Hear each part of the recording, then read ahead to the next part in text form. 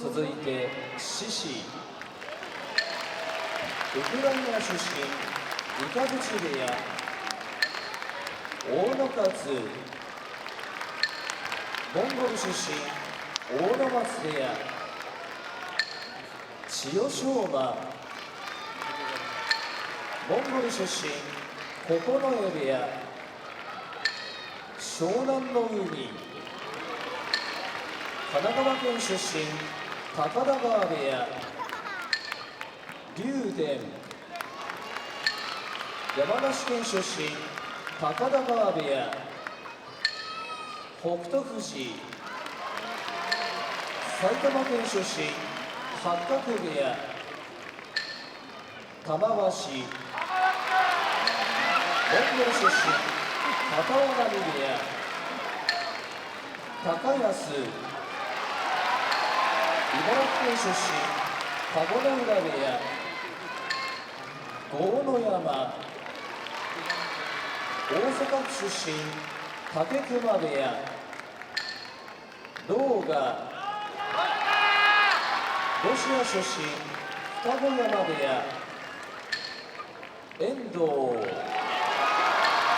石川県出身、追手風部屋、隆の勝、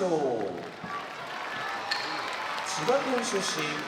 常盤山部屋、欧勝馬、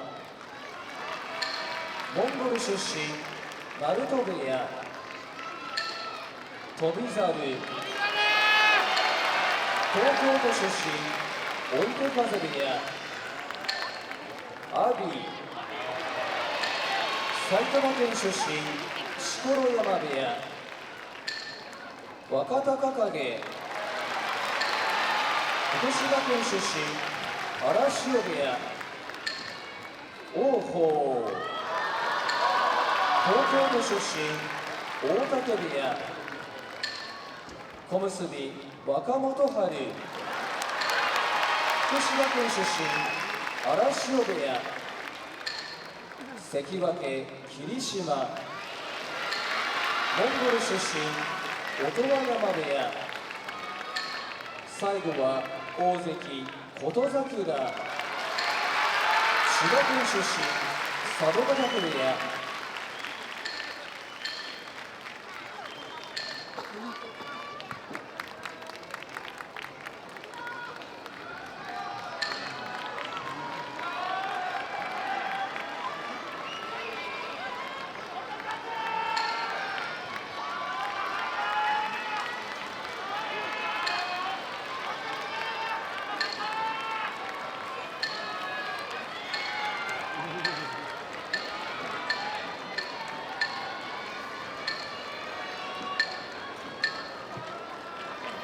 土俵入りが終わりました。